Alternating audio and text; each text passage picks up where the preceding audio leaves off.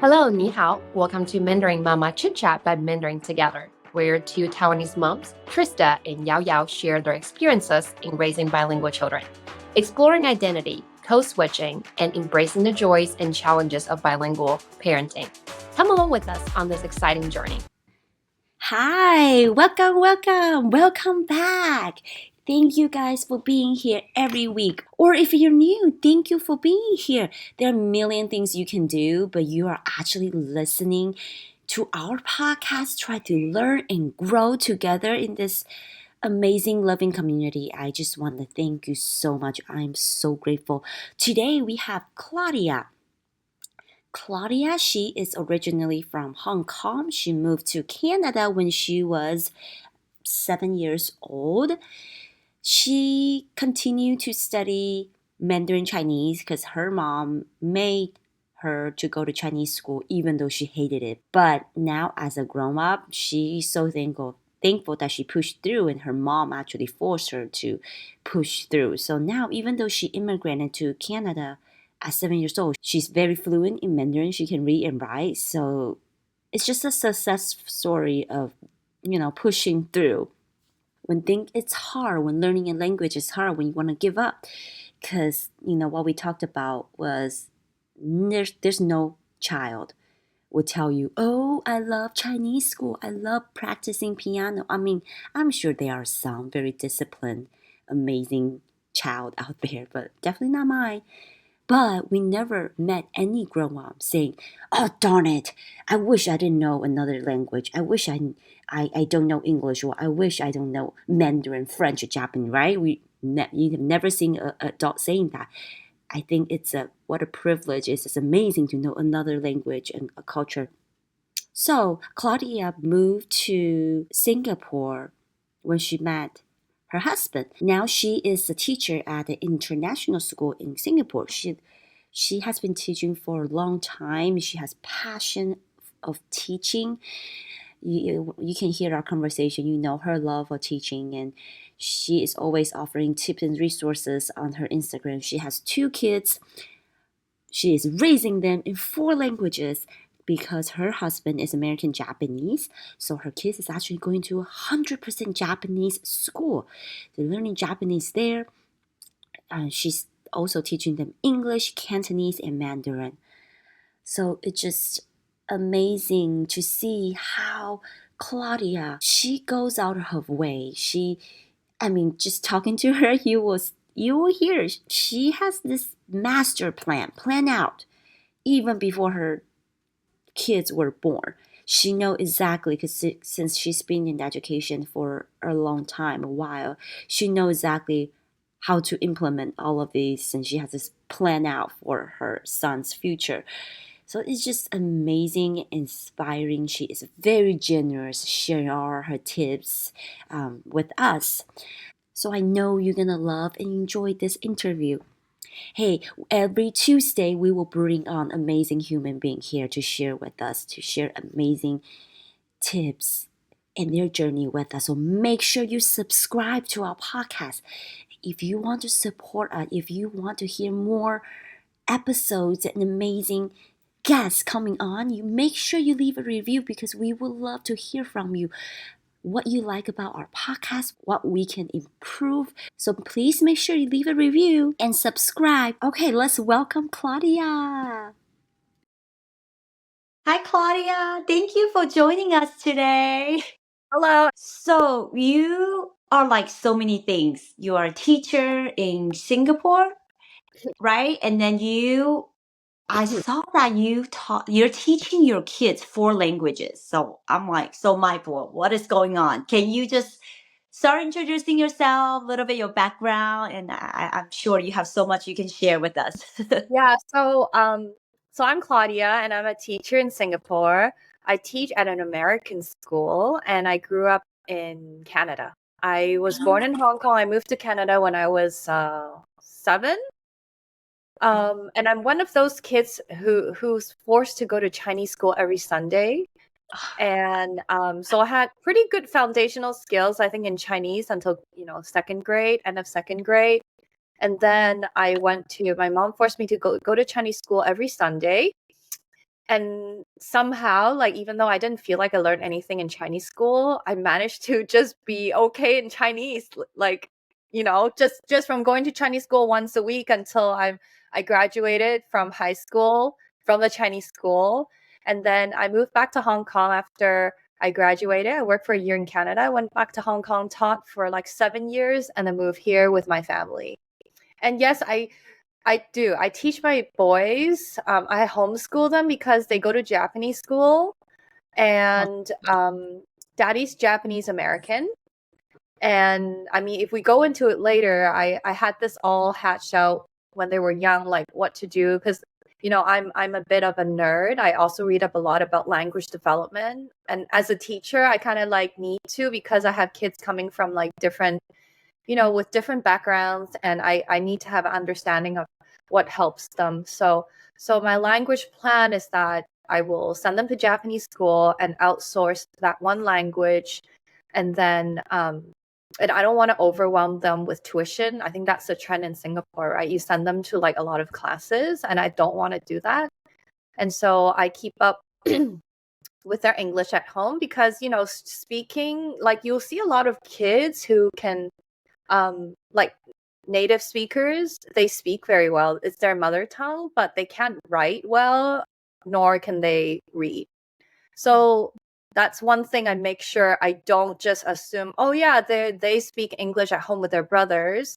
They speak English with their helper. I'm not going to do anything because, oh yeah, they speak English. So I'm definitely very, very very careful about that, and make sure that it's the whole package. It's like their English literacy, which is ultimately going to help them, keep up with their Chinese and learn Japanese. So I'm very consciously building that foundational English skills with them. And I think I mean, it works. I mean, yeah, it's great. It's going well. And I don't, I think by being very intentional, I don't have to spend a lot of time teaching, but I'm very intentional. So the things that we do, the books that we read, the activities that we do, even if we have 10 minutes, it targets what they need. And I managed to fit in English, even though they have a pretty, hectic schedule with sports. Like, where it's just like my husband wants them to do sports. And most of their enrichments, like after school activities, are all like sports related activities. So by just being, very, very intentional, I do Chinese and English at home, and they're at grade level, even though they don't even go to like English speaking or Chinese speaking school at all. So I think that's amazing. Yeah. So thanks for sharing that. So there are 4 languages, right? So you share, they go to Japanese school, and then speak English and Mandarin Chinese at home. What's the 4th language? No, I actually only speak Cantonese with them at home. Oh, okay. Okay, so the Chinese you're referring to is Cantonese. It's both. Cantonese is when I speak with them, but when I teach them how to read and write, it's Mandarin. Oh, wow. And yeah, so I'm pretty realistic, and I'm not, I'm realistic. If Cantonese is, I'm the only one speaking Cantonese to them, I have to pick my battle, and my goal is just for them to, understand the language and speak with family and friends. And so I have very realistic expectations of that language, and I'm not stressed out about it. I know there's a lot of people in Facebook that say, well, I keep speaking Cantonese to my kids, they don't respond. I'm not one of those parents who freak out. Because I learned Japanese when I was 16. Like, I learned it so late. I learned Mandarin probably after I learned Japanese, and I speak it well. So it's just never like, I never panic about these things, because you can always, learn it the way it's not like acquired. You learn it, and you can learn it with grammar rules and everything, just like what a second language learner does. And it will still work out if you like the language and you're motivated. So I think those are important factors: motivation and support. Yeah, that's awesome though. Definitely not stressing them out and to create resistance from the very young age. That's what I'm like trying to do with my son as well. He's only 4. He does go to Chinese school on Sundays in the afternoon, just 2 hours a week. and then he started to resist going. And then for me, it's like, oh, like, how do I find a balance? I want to encourage him to go, but if he really doesn't want to, what are other ways I can fill in the gap from myself as I speak Mandarin Chinese, instead of forcing him to go and turn into an ordeal of Sunday afternoon, just super stressful. So I love like your mentality and your mindset. Totally take notes on that. Another question, how do you, so I'm a teacher too, but how do you manage to teach, have a job, and also homeschool? Can you share with us like how that works, the Well, structure? I mean, I teach first grade and my kids just went through first grade. So whatever I'm planning for the classroom, I just use at home. That's one thing. And I work part-time as well. So that really helps because having a full-time job and then going home and cooking and everything, I don't think I can manage. So I cut my salary in half by working part-time, but the reward's worth it. So I do, like, as part of my routines, like I definitely always read with them every night. I do specific English work, so I mostly focus on English learning. And in first, second grade, it's really just the foundational phonics skills, which in North America, they're not doing in school. But it's gonna change soon, hopefully. So they're not doing phonics the way it should be, and I just cannot leave this such an important, work. I can't even let anybody teach them. Like I just want to do it my way, the efficient way, the way that they'll enjoy. And so for the, first couple of years, it was just really, doing lots of really fun writing activities, authentic writing, and a lot of writing and reading, and a lot of just tasks like that. So I do have time for that. It's always my priority. I think because I'm working part-time, that when I come home, I make sure, I'm there when, they're to read with them, to do, bits and pieces. So I never have like formal lessons. It's always like, hey, let's write this, let's do this to-do list, let's write this, let's make an invitation for your birthday party, write down the names of your friends. So it's always like 10 minutes here, 20 minutes there. And it's never like, let's sit down for 1 hour. It doesn't work because they don't have that attention span. But by being consistent, just by even doing 10 minutes a day, over 5 years of 10 minutes a day adds up to like a lot. And 10 minutes a day is better than 2 hours in Chinese school. Sorry for those people who are sending the kids to Chinese school. Because Yeah, it's because I was gonna say you are like one of the success story going to Chinese school. Because we talk to many people, and not many people like going to, like, even friends and family that we know that's I adult. don't They don't. think they realize how good it is until they can speak it. I Hmm. think if the home support is next to none, like if the parents don't speak it and there's no time for the parents, even if the kids hate it, I think you have to send them because they don't know what, kids, they don't like work, right? Yeah, So I think you have to have some kind of like thing that's consistent. Of yeah, course, the best thing to do is to do something every week that's Chinese related and that's fun for them. But I think that's not very realistic for parents. Like I plan for the things I do with my kids. And so I keep things very consistent. I have things like all around the house since I'm a teacher, files here, like, oh yeah, you want to learn about animals? Let's pull this file up. Oh, let's look on Google Drive and print this out, right? I have resources like that. But I think even if the kids hate it, don't give up yet. You can compromise and say, well, it's a 2-hour class. You think you can even just do half? Because it's either you go or you don't do anything at all for busy parents in North America. And I did hate Chinese school, like I did. But everything I've learned is from Chinese school. And so I hated it. But now in hindsight, I'm like, I'm glad my mom didn't quit when I told her I hated Chinese school. I told her I hated piano and she didn't finish my piano lessons with me, enrolling me.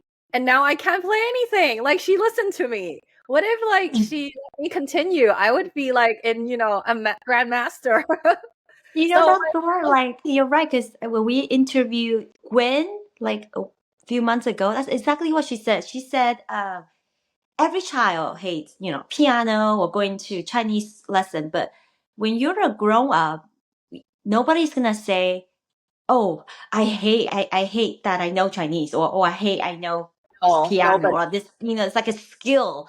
But then we do hear a lot of adults now saying, "Oh, I wish I know Mandarin. I wish I know this and that." Right? I wish when I was little, I kept going. I think you have less sensitive about what a child says. I think when a child says, I hate Chinese, they can't really tell the difference between I hate the teacher teaching Chinese this way, or I hate this Chinese learning environment in Chinese school, or I hate Chinese as a language, right?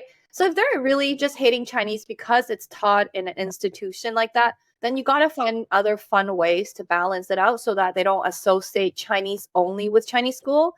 But if you're only doing Chinese at Chinese school, then whenever they think of Chinese, it's pretty negative, right?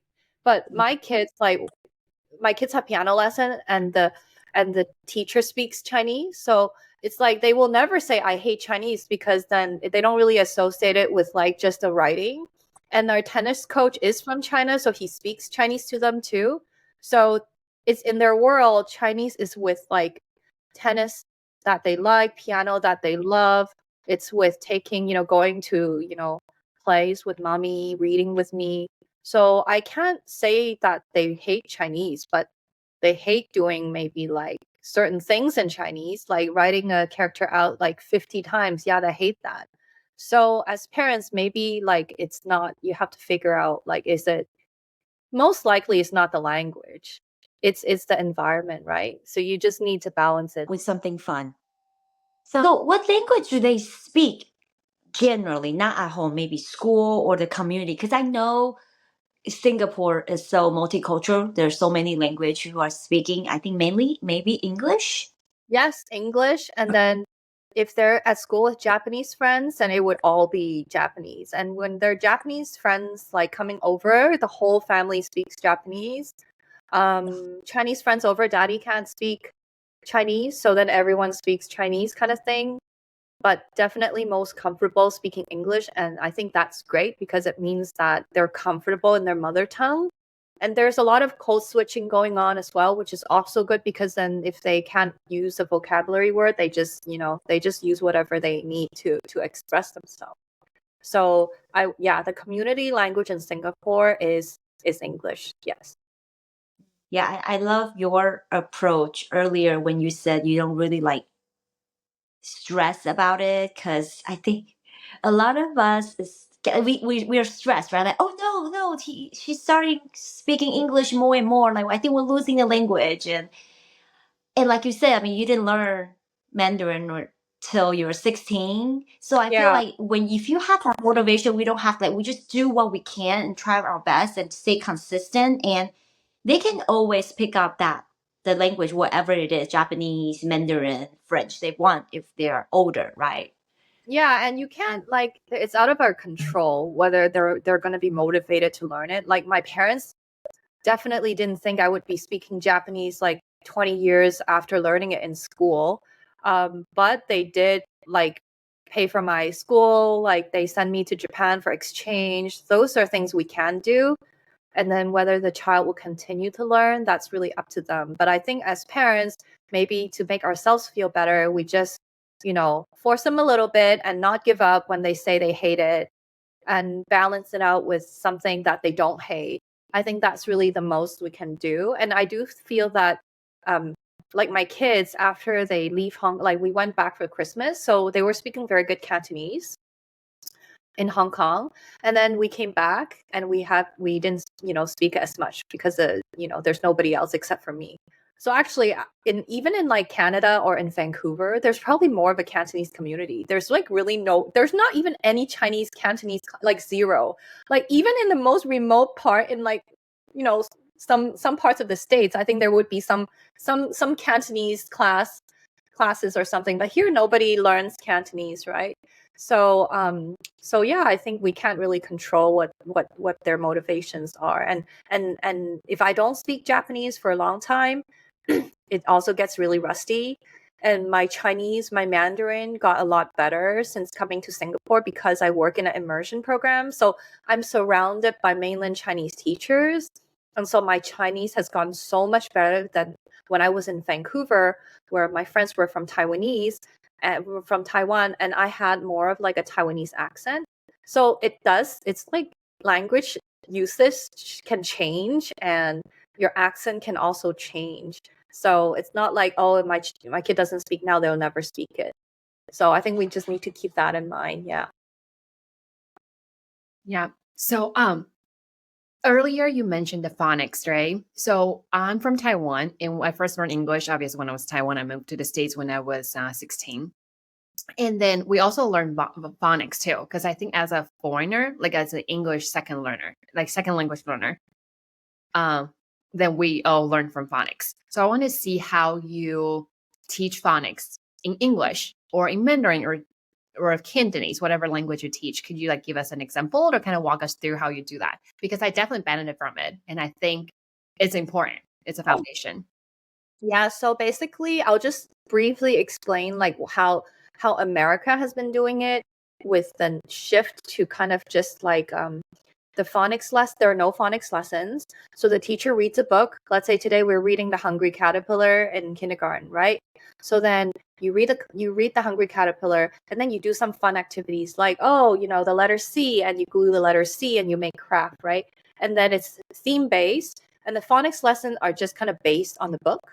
So in this book, if it's teaching like, let's say AT, like caterpillar, cat or something, and then you do like a whole list of words with like cat. And then the next day, if the book is brown bear, what do you see? Then you do like bear. Okay, let's learn all the words, all the word families that have EAR in it. And then the next day could be a different book. So the phonics patterns are haphazard. It's just like whatever the book is. But for phonics development, there's actually a certain pattern that you have to teach it in order that would make the most sense to a child. So you start with letter sounds, but we also don't teach the letter sounds from A to Z. Like today we learn A, tomorrow we learn B, the next day we learn C. It doesn't work that way because ABC, you can't put ABC together to form a word. So we go from letter A, letter S, letter A, letter T, because as soon as you teach the sounds, you can teach the blending. So after teaching the three sounds on its own, not with some books to make it fun, you're just sitting there. Today we're learning the letter S, and it makes the S sound. For example, snake. What other words start with S? Very explicit. And then you teach the letter A and T. So after that, you can make different combinations of sounds right away. You can teach a child to blend, right? And then you add more. So the more letters you add, the more combinations that they'll have to learn blending. So there's like a certain order to teach the phonics pattern. And so that's what schools are not currently doing. Again, like I think it's starting to change. And so when I was home, so I taught my kids to read it as well. So I really was very kind of like very scientific about how I did it. So there was no fluff like let's, build this letter A and make a fluffy, rabbit. I kind of like think work is work, and then after you finish, like 10 minutes, you play. I don't really mix the phonics too much with like craft stuff. I just teach the letter, teach the sound. Okay, move on. So it's like really quick. And that's why my kids like learned to read. They read when they were like 3.5 years old, which is like really young in hindsight. But they learned to read before they turn, I would say before they turn 4, they could read. And because and I don't recommend anyone here to do it, but because I'm a teacher, I'm very sensitive to like kids' developmental level. If they're not capable, I'll never push them. But because I've seen like they could do it, so I taught it.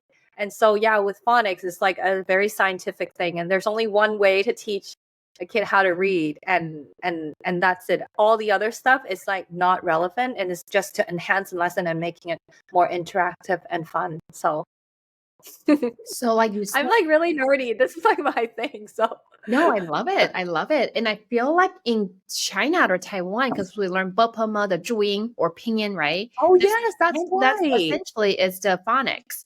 But just when it comes to Yes. America, I guess like that, you use the letters, but the letter doesn't represent the sound per se, right? And that's when phonics comes in. Question though, because you said it's not really commonly taught this way, or maybe very rare. How do you get your materials and resources? Or do you, Oh, you mean like when you when do I phonics taught exercises, my phonics lesson? or Oh, even I when you see. said there's a certain order, like very scientific, right? Like, how do Mhm. you decide what is the right order? Okay, so I used to use Jolly Phonics to teach my kids the letter sounds. And I'm not sure if you're familiar with it. It's a UK program. So every letter has a song. So let's say letter A is ah, it makes an ah sound. So then you have an action like ah, ah, ah, ah, ah. So we started with like fun things like that. And in the car, I would play the song that associate with each letter. So it was like ah, ah, ants on my arms, ah, ah, ants on my arm. And it was just like through very intentional things that I did in the car. And like whenever I did that, I flash a letter A and know what sound it makes, and they learn their letter sound. So I mean, in terms of resources, there's like it's the list of the order of the phonics is a little bit different for each program, but more or less it's like STAI. It's like it has a vowel for the first 5 letters that a kid is supposed to learn. And so it doesn't matter where you search, it's pretty consistent. So I learned a lot because I read a book on helping dyslexic kids. And at that time, this whole signs of reading thing is not very common. But I know that if you can help a dyslexic kid to learn to read, it should help every child to learn to read. And then there's this huge thing now with the science of reading. So I did my research before I started as well, because I my background is actually in 3rd grade. And in 3rd grade, you don't really go back and teach letter sounds anymore. So I had to really kind of dig in to see. And then, you know, I taught one child and they thought, okay, maybe it's luck. Maybe he's just smart. But then I did the same thing with my second child and it's the same result. And then, I'm a 1st grade teacher and I use the same method for my class. And sure enough, it's not me. It's just how it works with reading. That is really fascinating. Like I shared, like I have a 4-year-old and 2-year-old, and I'm definitely going to like look into it and see how that works. Yeah, you should Google Jolly Phonics on Spotify. The songs are all there. Okay. Well, thanks. This is yeah, this is great. Like note taking, and because like I shared earlier, right? I learned when I first learned English, I started phonics, and I feel like that laid a strong foundation for me in terms of pronunciation and reading. And Mm. I think, but I just didn't think about right. But for me, my thought process was, oh, I'm a foreigner, right? It's not my native language, so that's the way I learned. But that, I guess, like that applies to all, right? Like apply to even native speakers. My kids Yeah. were raised and born here in America, but I think that it's a very intentionally and very structured way of teaching them how to read and articulate. So, well, thanks for that. And then just from your just a little demonstration, I can tell you're a great 1st grade teacher. Just that that you're just so natural, and it just starts singing. And you mentioned that your house is full of like resources. You can pull out whatever topics Yeah. you're learning that day. I'm a high school teacher, and I always admire elementary school teachers because you guys just so resourceful and like treasure boxes everywhere and super organized. And that is just super impressive. We're not like subject specific, but we're like all over the place. Like if you want to learn about rocks, we have something, and then you want to Right. Yeah. learn about how to keep yourself like hygienic. We have something on that. Like Right. Right. Like not subject based because you are teaching everything. So you need to we're teaching everything. yeah, be Yeah, prepared for all sorts of topics and scenarios. scenarios. Yeah. Yeah. Yeah. That's awesome. So kind of trace back. So you were kind of moving around a little bit, like, when moved to Canada at a young age, in Hong Kong and in Singapore. Can you kind of share with us what brought you to, I guess, these places? And were your kids born in Singapore, or like what's their, I don't want to say cultural background, but what are their cultural experiences? And how old are they? So I don't know if I asked. yeah, so I went back to Hong Kong because I have like seasonal affective disorder. And if you know how Vancouver is, it rains a lot. It's like London. It rains so much. So I was like so fed up because I was like it's just the winter just lasts like 9 months. And I was like, no, I'm gonna go back to Hong Kong and see. Yeah, it's really bad. It was because of like my I'm just always lethargic. So I decided to go back to Hong Kong and teach. And so that was great. And then I met my husband in Hong Kong and he had to be relocated to Singapore. And so, and interesting enough, when I was in Hong Kong, I taught at a school with like a huge Japanese community.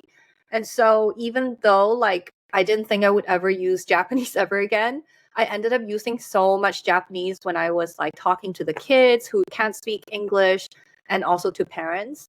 So my Japanese kind of picked up again from just being, just practical usage with parents. And then I moved to Singapore, and then I worked before I had kids, and then and I and then my kids were born here. And so for the first 2 years when they were born, I knew I was going to send them to Japanese school in primary. I didn't want them to go to bilingual school because I wanted something very strong in one language. I needed something very strong in one language and not two languages that's water out. Because I know that people who homeschool, as I mentioned, you can be very intentional and you don't need that 8 hours in school to teach them two languages, which would be like half. So I didn't need that. So I knew I was going to send them to Japanese school in primary. So the question is, how do I fit in, Chinese? So then for their preschool, we just send them to a neighborhood Chinese school. And I knew this because I have friends from Japan who grew up in America, and they only went to America for 5 years until kindergarten. And they never spoke English again. And they moved back to Japan, went to a local school, but they have perfect English accent. So I knew that's a very critical period, just from meeting friends like that in Japan who only learned English and was in a very predominantly white environment in America until kindergarten. And they're able to have such fluency that I knew those 2 years that I meant, from when they were 2 to 3 years, I need to send them to Mandarin school. I need to send them to a play-based Chinese school. And the accent that my kids have is definitely not from me. It's not from anyone else. It's from those years that they were in preschool. So then the question is, how do I fit in? I'm not those parents that dump their kids in the Japanese school and then have the school take care of everything. So like, how do I make sure there's some Japanese in their life? So then I attended these weekly play groups at a Japanese club with them. So we sang songs. I learned all the songs. And then my husband, I convinced him to like do some, but he actually isn't very involved until they could learn to speak it. I think husbands are just generally not interested until the kid can like speak to them in their language. Like he's just not interested. So I was pretty much doing the Japanese myself by just like singing songs and things like that. And so I mean, everything, like if anyone is thinking, oh, what to do, my kids like speaks 4 languages, I think you do have to have a language plan. You have to, you have to have a language plan. You have to kind of figure out what you want to do, where you want to send them, how you're going to keep up with the languages. And for us, it's, the Chinese definitely, like they only attended Chinese school for 3 years, but after those 3 years, just from like keeping up with me, online classes have been sufficient to get them where they are now. I think their reading is like above grade level just from whatever we've been doing at home. Claudia, how old are they? Kai is 7. Kai is 8, and Kay is turning 7. So yeah, and that's kind of where we are now. And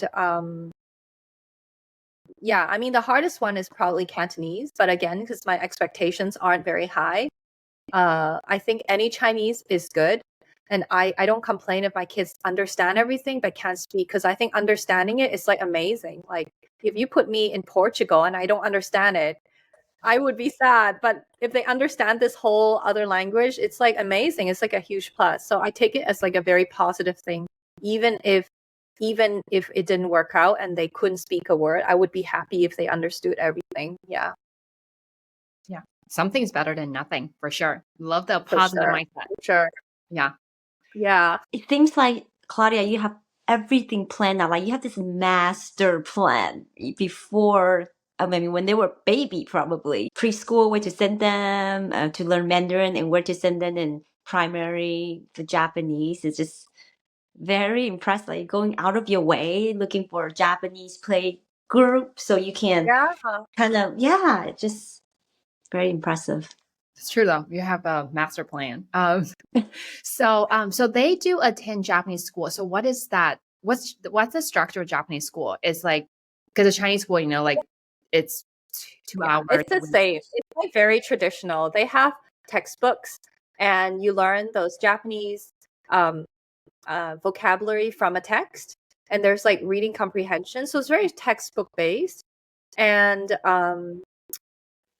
they have like and another reason why my kids are able to keep up with Chinese is because my son in second grade has like a lot of Japanese homework, and it's all like kanji writing. So he's doing hanzi. So he has a lot of Chinese writing that is like really good for him. So that's what we don't do extra, because he's already learning Chinese, and he'll figure out in life if he knows Japanese kanji. Yeah. It's kind of interesting. So in Singapore, there is option like that. Just, I mean, because when you were saying Japanese school like earlier, I thought we just kind of like here in the US, we call like immersion school. We have that like Chinese half and half. But what you're talking about is like strictly Japanese school, one language. So I don't know if we have that here. It's because it's sponsored by the Japanese government, and it's meant for Japanese passport holders. Like it's only for Japanese citizens, so you can't even go if you're not Japanese. So it's meant for those type of families. So it's 100% Japanese, which I feel like, since I'm not speaking it at home with them, even though I could, I've chosen not to, because it's 100%. It's like 8 hours a day. It's play language, it's instructional language, it's whatever language that they need. It works out because it's 100%. I would say if it's even 30% or 50%, I don't think it would take them double the time to be fluent. Wow. Yeah. So people who put their kids in like let's say, a non-Asian family or Asian family who doesn't speak Chinese at home, if you put a child in a bilingual school, so I'll tell you, it took my kids maybe 3 years of being in a Japanese kindergarten to really be like the output to be equivalent to native speaker. So 3 years of 100% Japanese to get there. So if you're doing it half, it would be 6, right? Like if you calculate it, it would take much longer. It would take much longer if you're not speaking Chinese at home. So it's all like mathematical, right? So they go to 100%, and their friends. And thankfully, why I chose Japanese school is because most Japanese families don't speak English at all. So unlike in bilingual schools where you're learning Chinese in the classroom and the kids go out and they speak English, the kids in Japanese school, they speak Japanese. There's nothing else. So there's a lot of Japanese in school. And so when they come home, I don't have to work on that one language. And just by cultural stuff, right? Cultural stuff and fun things like reading books, I just need to support on helping them with their homework, and it's okay for now. It's okay for now. And I just found it so interesting because they speak so many languages. So you said earlier they code switch a lot. So I guess it depends on who they're speaking with. They will just switch the language real fast. Is that correct? Like speaking with you Cantonese, speaking with dad Japanese, if speaking with classmate Japanese, or super fast. Like if so there are times when we're having like barbecue party and my Japanese friends are there, Mandarin friends are there, and then I'm speaking to them in Cantonese, and then daddy and some other people are in English. Yeah, it's just like a madness of like different. And I was and also like OPOL, like one language, one language, one parent, one language. Yeah, one parent, one language, because my profile is complicated. So I also had to think about like, so who's speaking what, and like, how do I designate? Because, I have to do 3 because daddy only speaks Japanese to them, right? And so I insisted on only speaking to them in Cantonese, and it's still even like that now. But then when I'm reading a Mandarin book, then it's Mandarin time. So it's more like situational. And when I'm reading an English book, it's not English because he speaks English with his brother. So when I read an English book, I discuss in Cantonese. So I kind of like mix it around like that. But now I'm just like, hey, like mixing everything in one sentence, and it's just how it really is. Like language isn't like separated like that, right? It's just, we just speak with like stuff all mixed up, and it's fine because they don't get it mixed up. So at the beginning, a little bit more intentional. Now it's like even when they're writing stories in the dialogue, I say, well, this, you're writing about your friend, the dialogue shouldn't be in English, because you just put whatever they're saying in Japanese. And so in their story, there would be like a Japanese dialogue in there, or like they went to this restaurant, and this restaurant is like a Japanese restaurant, so they would just write the name as is in Japanese. So I encourage that in writing as well as in speaking, to have like languages mixed together. Wow, that's really interesting. So for the Japanese school then, right, what are the grade levels? Is from primary up to like high school, or how many years are there? Yeah, so it's primary is from 1 to 6, Mhm. and then it would be like high school until 12. Okay. So is your plan for them to go all the way through, or just kind of like decide as it goes? Interesting, I because just kind of okay, hard. this is all planned out. I will have to share with you. I know, don't say that I'm like being nerdy. So, long story short, my son, my youngest one, is born in May. In the Japanese system, he is the oldest in the whole entire grade. In the international system, he's the youngest kid in the entire grade. And as a teacher in first grade, you have like the age is really like, it matters, right? Like you can see the kids who are like struggling because they're like year-end babies, and then the kids who are really confident because they're at the beginning of the year. And so for that reason, I think my youngest should stay in Japanese school because everything is just so easy. He's like, the school starts in April, middle of April. His birthday is in May. So as soon as the year starts, he turns 1 year older. So I think it'll be easier for him to manage than to send him and competing with like everyone who's like, it affects confidence. And I think ultimately it'll affect, performance and whatever. So I think we'll keep him in Japanese school, and Kai's like kind of like midway in both systems. So I think it'll be okay. And we want them to actually not go to America to school. We just don't think it's safe. We're happy with them going to Japanese school, and if they have very strong English and with a Japanese name and speaking Chinese, I think the profile is good to get into any Japanese school, like given they consider these things. So I think we'll keep them in Japanese school. And I think like it's also much easier to find like Chinese resources and English resources. Chinese is kind of like a bonus, right? They're Japanese, they have a Japanese last name, right? So naturally people won't think they speak Cantonese. Even if they blurt out like one random phrase, people will be like, whoa, you can speak Cantonese. The expectations aren't there. So I feel like anything is like a bonus. Right. Yeah. But with the Japanese last name, there's expectations that they need to speak Japanese, they need to follow Japanese customs. So I respect that. And for that reason, I think we'll keep them in Japanese school. And I can continue to homeschool them as well in English. I don't think English, there's like, even if I stop, there's like so many things you can do with online lessons. So I'm not too concerned about, I think, continuing to keep up with their English. I think Japanese is a lot harder. Right. In Singapore, Yeah, in I guess Singapore. official, like, right. Like when you're outside a school setting, just outside everyday life, I think it's English, right? But I mean, it's English. Yeah. Mhm.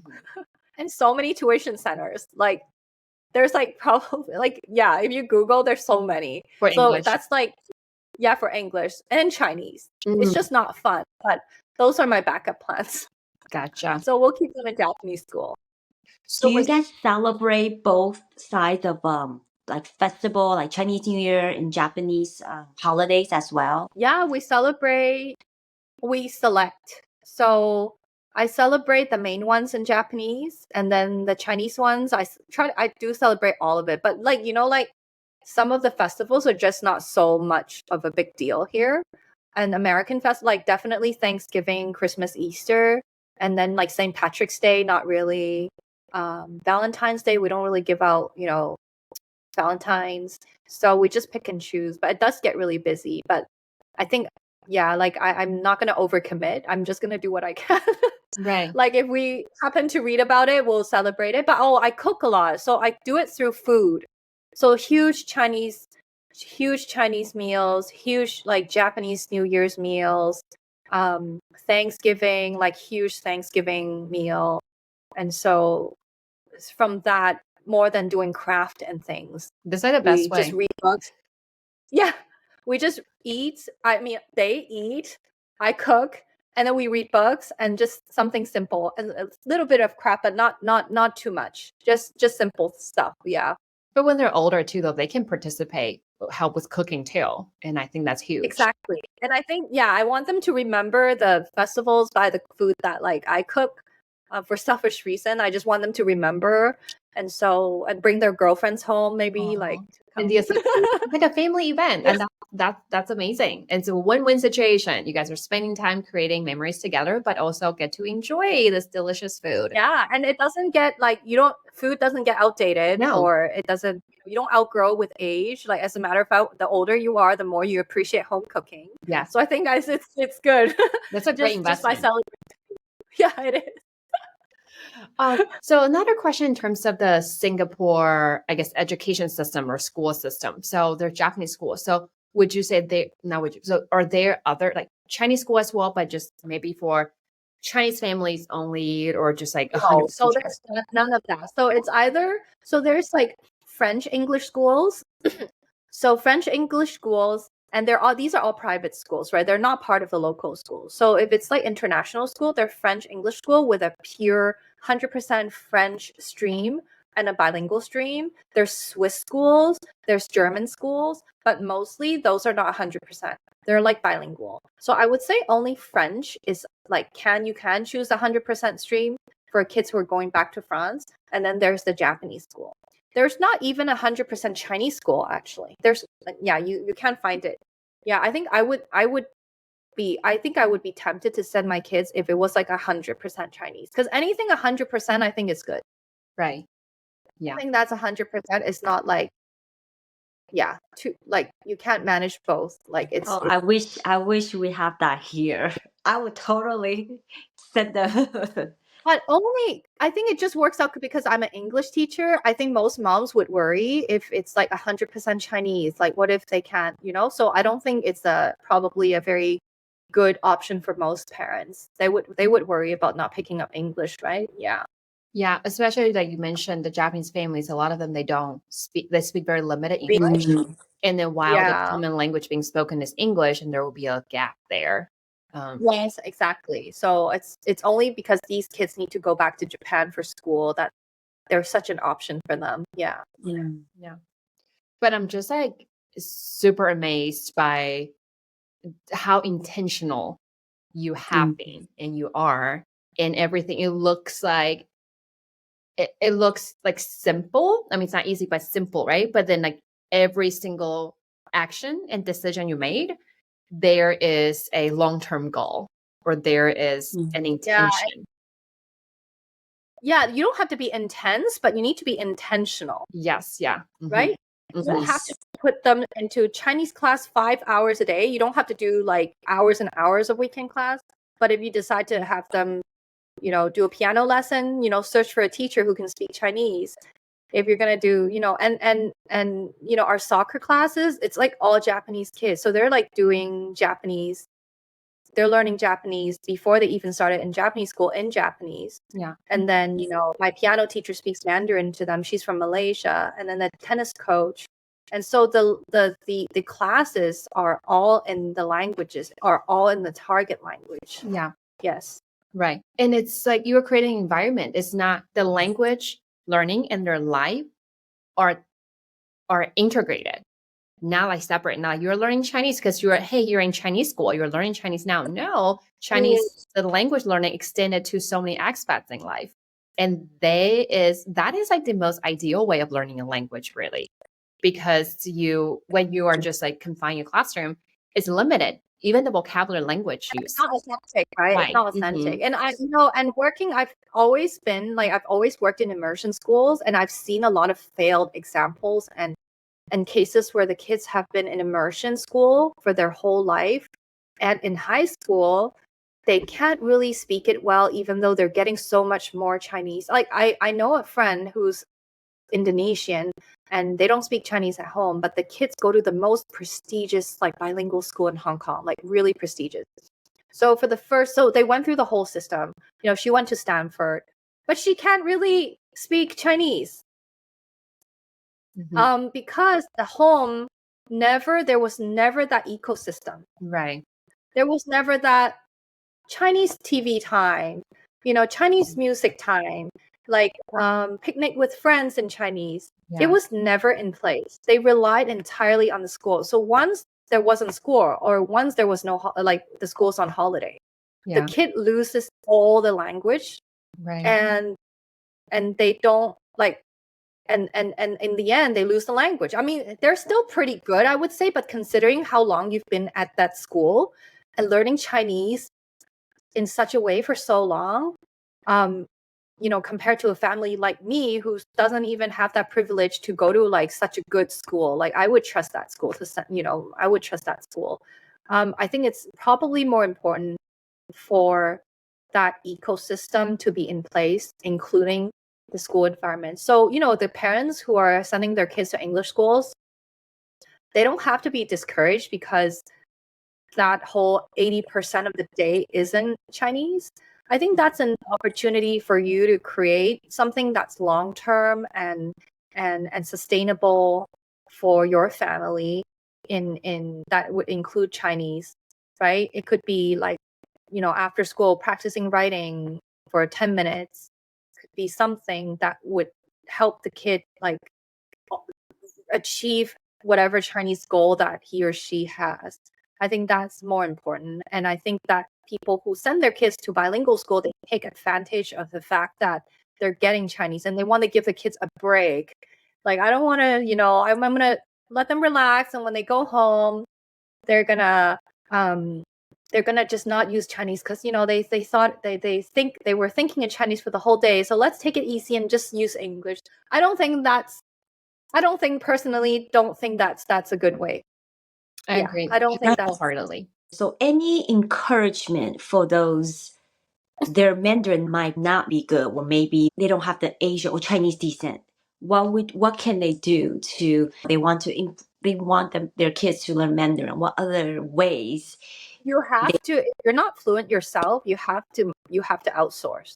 Like, I mean, I just recently shared this video of how if the parent is not proficient in that language, your child is not going to be proficient.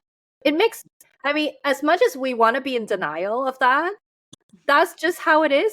Like, I'm not native like in Japanese, and so I don't go and homeschool them in Japanese, right? Even though I could teach them vocabulary here and there, but at the end of the day, it's not going to work out.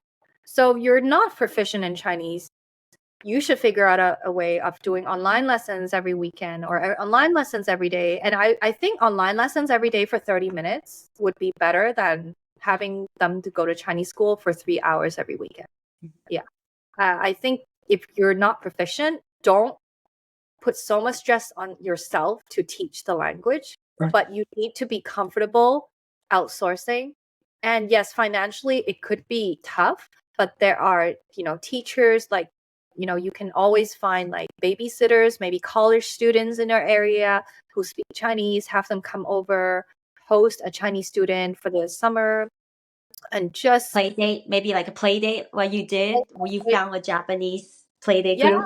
Play group. Yes, like I have Chinese friends who are from mainland China, and they're very open to speaking Chinese. Some people aren't. So I think if you're not proficient, just know that your kid's language can only reach up to a certain proficiency from you. So like definitely do the labeling in the house, right? Label all the dishes and the objects and say the ingredients or whatever as you're cooking. All of that can definitely happen. But if you cannot speak a sentence, you cannot expect your kid to learn from you. You can't. Yeah. Unless and so you have to continue to learn with your child. Like there's parts of the Japanese, like I sometimes read my kids like textbook. I don't understand what's going on. I really like write it in English and I learn it. And even sometimes they say, Mommy, your accent is like off. And I just go, I know. I'm trying, I'm just setting an example. At least I'm doing it. You should be thankful. I'm learning it with you. We're learning it together. So you can always learn together, but don't ever think that, it's okay. My child will be okay, even though I can't speak a word. Then you got to be more realistic. That makes sense. Yeah, that totally makes sense. Yeah. All right. So Claudia, you wear many So my encouragement would be like, don't be discouraged, but don't feel guilty for hiring help. Don't feel bad. Yeah. For some Chinese school, yes, they may hate it, but it's again, they may not they will probably blame you if you don't send them and there's a job opportunity in the future and they need to speak Chinese. So don't give up so quickly. Don't give up so quickly. Figure out other ways to make it work. If Thank Chinese you for is sharing. the option, yeah. Thank you for sharing. Yes. Yeah. So as we know, you wear many hats. You are a mom, you are a teacher, but also you also have this Instagram account and this blog, and super, super resourceful. Could you kind of share with us what you also do outside of teaching and parenting? What other I cook a lot. I go to the gym. I cook. But I really do work a lot. I'm a bit of a workaholic. So I'm like, I work long hours this week. Like I'm just always like reading something, like doing something. And like my son is graduating from kindergarten next Tuesday from Japanese kindergarten. And the principal asked me to do a formal Japanese speech. So I've been like practicing every Oh my gosh. I just want my kids to know that I'm like trying. Oh, so you really like just listening to you and your story, your journey, you're really setting the example for your children. Yeah, And I for mean, them seeing that. like I didn't grow up speaking Mandarin. And so I always tell them you can always learn. Like you can always learn and having an accent is not an issue. Like my Japanese has probably, some English or Chinese or Cantonese, some kind of accent. And I just, when they make fun of me, I just kind of say, well, I'm trying, you can help me. I just make sure they know that it's okay. Yeah. And it's always like, Yeah. they should always be learning. And language is not like, oh, you can't learn it when you're 50 years old. I mean, you can always learn a language. You can always learn something new, even if it's a language. Yeah. Even if it's like a difficult language. I think that's the most important, being that role model, because I think the kids, they pick up a lot of what we are doing in life in general, right? Not just language. Instead of just, pushing them, but them seeing you trying, making mistake. It's okay. My accent's not there, but I'm trying. I think that's so important for the kids to see. Yeah. And I have like parents that in my classroom and, I mean, they don't know Chinese, but if they ever consider like, just showing them just their interest, because I think it's more sustainable if the parents also are involved, right? Like I think that's just ideally in that world, it would be wonderful if the parents like learn Chinese together with them. Yeah. I think And so. And I also think that's building relationship too, learning together. If you just pull the language aside, you're actually bonding too, learning something together. Yeah. Yeah, and you're at the same level as your kid, if not lower. So it's like an interesting kind of relationship and dynamic. Exactly. Thank you so much for coming on, and you're so generous sharing all your tips and resources. So we know you have a Instagram account, and I'm gonna link that account to our show notes so everybody can find you, because I love your Instagram page, and I've seen like your cooking. They're so cute. They're so good. And resources. So can you tell us your Instagram account, and I will also link it as well. Yeah, so I have so my general one is just Miss Claudia Spento. I initially thought of I don't know why I came up with that name. I need to kind of write about it one day. But it's just like everything with like my own like classroom experience. So I try to support parents with learning, keeping up with English. There are like people who are homeschooling their kids who are following me, and and kids who are struggling in school in the Singapore system that need to do a little bit more at home. And so I also share a lot of things I'm doing in Chinese with my kids, things I've discovered, books I've discovered, and a lot of just like language related, literacy related, like reading, writing, speaking, tips on that. Yeah. Yes. And it's just like a space where I'm sharing, you know, things that work for me. And my blog, you know, I've started blogging since I was maybe in my 20s, so it's been a long time. Yeah, so it's even before I had kids. Yeah, but I just like to write. Okay, I will link everything. Everybody go follow Miss Claudia. I know you have so many resources and tips on your blogs and your Instagram, so people How old are your kids? Find you there. Your kids are older, right? 9 years old and And an 11-year-old. Which part of the States are you in? Texas. Oh, you're in Texas. And what about Trista? Ohio. Oh, okay. So my husband's from New York. Yes. Oh, okay. So he speaks fluent English and Japanese. Well, he's probably, if he's from New York, then he's probably more fluent in English. He used to be. So you guys speak English then? I mean, to each other. You guys speak English to each other. We speak English to each other. And then when the kids are there, daddy speaks English to them. And then when we have friends, we just all speak Japanese. So it depends, but mostly English, yes. That's so funny. What a cool dynamic. Like you guys know so many languages in the house. Because for us, just English and Mandarin, Chinese. That's it. Yeah, but your kids are not going to a bilingual school. No, they're not. But your kids are pretty good. So you've been just keeping up with. We've been speaking. We speak Mandarin at home mainly, but it's tough ever since they go to an elementary school because they start like, especially my daughter. I'll converse in Mandarin, but she'll talk back in English. So that has been tough. A challenge, yeah. Yeah, but going back, like we go back to Taiwan every year, and I think being in that environment, like we always go like a month or two. Like going back really helped them like improve their vocabulary and their language a lot, and especially seeing family, grandma.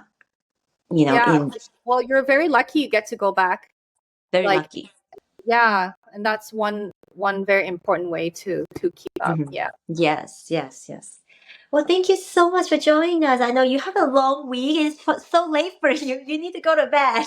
My husband brought snacks. So.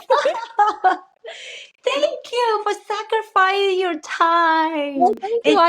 I was really looking forward to this, so I'm so glad both of you. Yes, and I know your time's not wasted. It's going to help so many people, so many moms and parents out there. Perfect. Thank you guys for listening. If you learned from this episode and enjoyed it, would you please share with a friend and bring them into our community? Make sure you subscribe to our podcast so you don't miss any updates.